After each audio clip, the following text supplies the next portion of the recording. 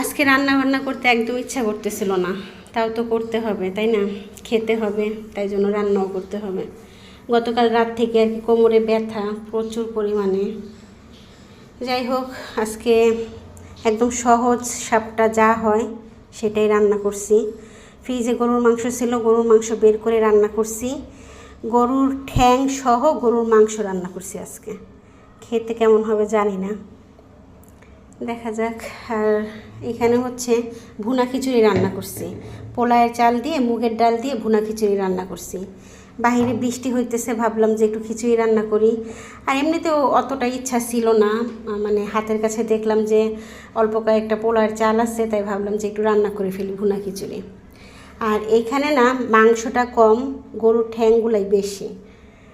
তো এই তো ভুনা খিচুড়ি রান্না করছি আর গরুর মাংস রান্না করছি, এই পর্যন্তই। আর একটু পেঁয়াজ কাটছি।